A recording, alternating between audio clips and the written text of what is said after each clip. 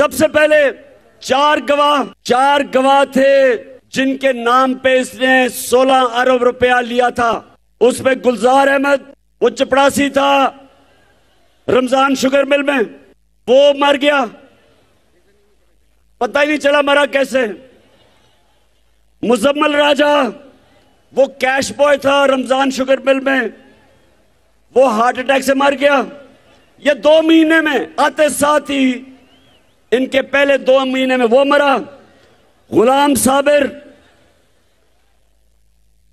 जो मुजम्मल का रिश्तेदार था, वो हार्ट अटैक से मर गया, भाई था, वो हार्ट अटैक से मर गया। मकसूद चपड़ासी जिसके अकाउंट में 4 अरब रुपया आया था, 400 करोड़ रुपया, वो हार्ट अटैक से मर गया। डॉक्टर रिजवान जो FIA का इन्वेस्टिगेट कर रहा था ये केस शहबाज शरीफ का और बेटों का, वो इन्वेस्टिगेटिंग ऑफिसर, वो हार्ट अटैक से मर गया। और एक और जो इन्वेस्टिगेट कर रहा था नदीम अख्तर, उसको भी हार्ट अटैक हुआ लेकिन वो बच गया। अब ये सुने, किसी और मुल्क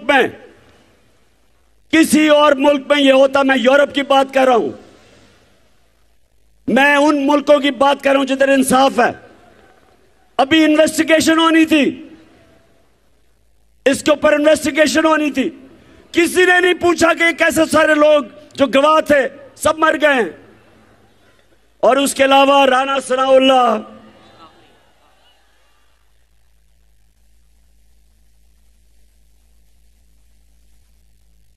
सनाउल्लाह का एक ऑफिसर करप्शन में इन्वेस्टिगेट कर रहा था, उसका नाम था इमरान रजा। पता चला जी वो खुदकुशी उसने कर दी है, कोई इन्वेस्टिगेट नहीं हुआ। मैं ये आपके सामने क्यों कह रहा हूं कि कभी भी हमारा मुल्क तरक्की नहीं कर सकता जब तक यहां इंसाफ ना हो, जब तक ताकतवर को कानून के नीचे ना लेके आए। मैंने 3.5 साल जो मैं इक़्तिदार में था, पूरी कोशिश की कि बड़े बड़े इस मुल्क के जो मुजरिम और डाकू जो 30 साल से इस मुल्क को लूट रहे थे, मैंने पूरी कोशिश की कि किसी तरह इनको सजा हो। हमारे हुक्मरानों की भी अजीब हालत है।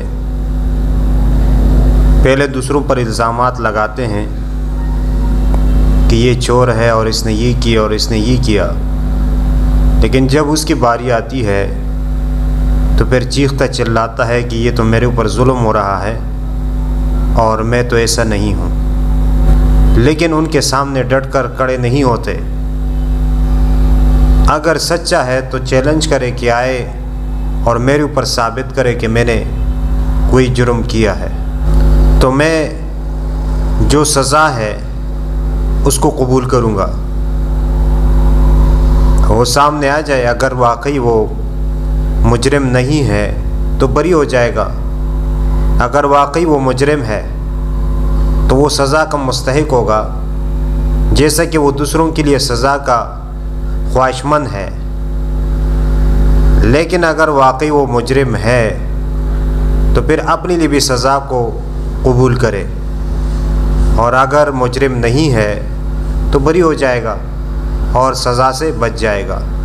लेकिन यहाँ पर ऐसा नहीं किया जाता, बल्कि दूसरों पर इल्ज़ामात, दूसरों को मुजरिम करार देना और उनकी तौहीन करना और उनके बारे में बुरे बुरे अल्फाज अलक़ाबात इस्तेमाल करना, ये राइज है। और इसी नतीजे में हमारे जो नौजवान तबका है वो भी इसी तरह ख़राब हो रहा है, क्योंकि वो बड़ों से सुनते हैं, जब बड़े दूसरे के बारे में गलत अल्फाज इस्तेमाल करते हैं तो छोटे भी उनके नक्श कदम पर चलते हैं। तो सिर्फ़ इस हालत को अल्लाह रब्बुल इज़्ज़त बेहतर कर सकते हैं और किसी की ताकत नहीं है। अल्लाह ताला हमारे हालात पर और हमारे मुल्क पर रहम फरमाए।